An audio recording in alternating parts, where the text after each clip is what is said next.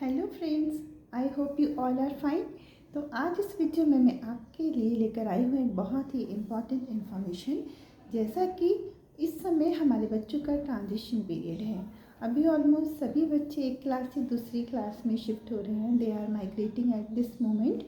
तो कई बार ऐसा होता है कि हमारे बच्चे 10th क्लास में आए या 12th क्लास में आए तो उनको पता नहीं होता है कि हम आगे कौन सा सब्जेक्ट लें। कई बार हमारे पास ऐसे केस भी आते हैं कि जिसमें बच्चों को लगता है कि मैम मैंने 9th में ना या मैंने 11th क्लास में आके मैंने PCM तो ले लिया है, लेकिन मैं इंजीनियर नहीं बनना चाहता। तो मुझे समझ नहीं आ रहा है कि मैं क्या करूं। अगर जिस या फिर मैं 12th क्लास में आ गया हूं और मेरे पास 11th में PCM थी, या मेरे पास 11th में कॉमर्स थी लेकिन मैं CA नहीं बनना चाहता, मेरे पास PCM थी लेकिन मुझे इंजीनियर नहीं बनना।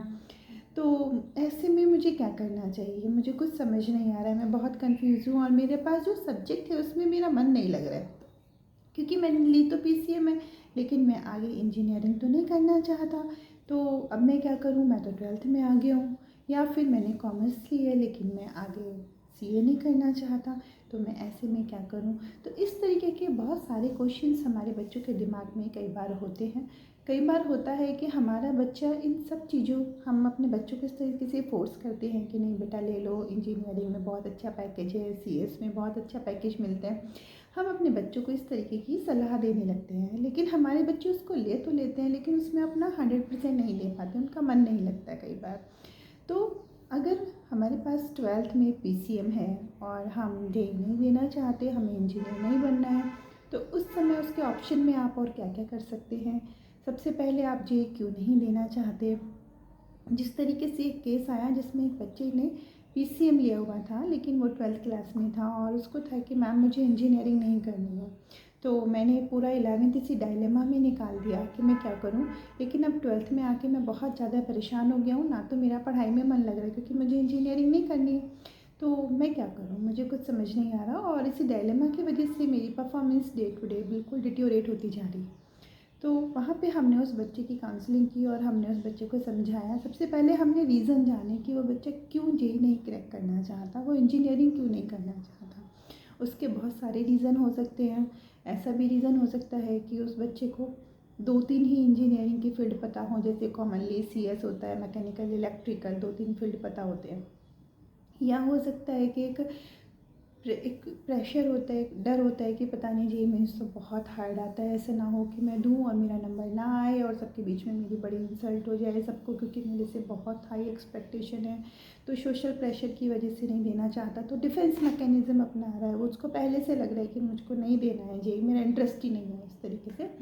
या उसके और क्या क्या रीज़न हो सकते हैं। और अगर वो इंजीनियरिंग नहीं करना चाहता तो उसके बाद और कौन कौन से एवेन्यूज़ हैं, कौन कौन से फील्ड हैं जो वो PCM करके आगे परस्यू कर सकता है। वो इंजीनियरिंग से अपार्ट ज़रूरी नहीं होता कि PCM लेकर आप इंजीनियरिंग ही करो। इंजीनियरिंग से अपार्ट और किन किन फील्ड में आप जा सकते हो, वो भी बहुत सारे फील्ड होते हैं। तो हमने उस बच्चे की यहाँ पे प्रॉपर काउंसलिंग की, टोटल उसके साथ हमने एक डिटेल डिस्कशन किया। डिस्कशन के बाद उसने 30 फील्ड शॉर्टलिस्ट किए कि अगर मेरे पास PCM है तो ये 30 फील्ड्स हैं जो कि मैं इनमें आके इंजीनियरिंग ना भी करूं तो मैं इनमें आके अपना करियर परस्यू कर सकता हूं। और उसके सामने जो एक रास्ता था वो भी बंद था कि मैं CS नहीं करना चाहता, मैं JEE नहीं देना चाहता। अब उसके सामने 30 डोर्स ओपन थे। उसको लग रहा था कि I have more than my expectations choice, more than my imagines choice, और अब मैं बहुत सारी चीज़ें कर सकता हूँ। और ही वॉज़ वेरी हैप्पी कि अभी मुझे सारी इन्फॉर्मेशन मिल गई। और उसके साथ साथ ही हमने उसको इस चीज़ के लिए भी गाइड किया कि अगर आप IIT में जाना चाहते हो लेकिन आप JEE नहीं क्रैक करना चाहते, तो और कौन कौन से गेटवे हैं, आप किस तरीके से IIT या IIT में आप बिना JEE दिए आप जा सकते हो। या फिर आप अगर IISc में जाना चाहते हो तो IISc में आप बिना एंट्रेंस दिए कैसे जा सकते हो।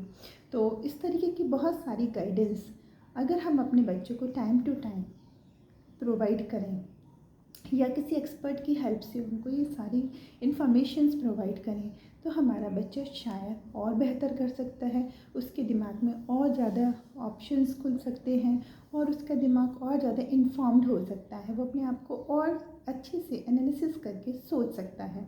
तो इसीलिए अपने बच्चे को अगर हमें बेस्ट गिफ्ट देना है तो सबसे अच्छी चीज़ है कि इस तरीके की इन्फॉर्मेशन टाइम टू टाइम, देखिए ये समाज जो है, सोसाइटी जो है, एक दूसरे के म्यूचुअल कॉपरेशन से चलती है।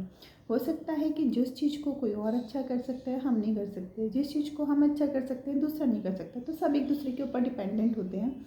तो अगर हमारा बच्चा 9, 10, 11, 12 इन स्टेजेस में है तो बहुत ज़रूरी है कि हम उसको एक ऐसी इन्फॉर्मेशन प्रोवाइड करें जहां उसके सामने पूरी इन्फॉर्मेशन हो और वो इस चीज़ के लिए बिल्कुल क्लियर हो कि मेरे सामने सिर्फ एक दो नहीं, लॉट्स ऑफ एवेन्यूज़ हैं, मैं क्या क्या कर सकता हूँ, किसके लिए बेस्ट ऑप्शन कौन सा है, किसके लिए कहाँ पर बेस्ट इंस्टीट्यूट है और उसकी फ़ीस कितनी है। सारी इन्फॉर्मेशन अगर हमारे बच्चों के सामने क्लियर होगी तो हमारा बच्चा और बेहतर तरीके से अपना करियर सेलेक्ट कर सकता है, शायद और ज़्यादा इंटरेस्ट लेकर। तो अगर आपको इस तरीके की कोई भी इन्फॉर्मेशन चाहिए या आप भी अपने बच्चों को गिफ्ट में इस तरीके की एक इन्फॉर्मेटिव सेशन गिफ्ट करना चाहते हैं तो आप हमें कांटेक्ट कर सकते हैं। Hope all the best for your childrens future.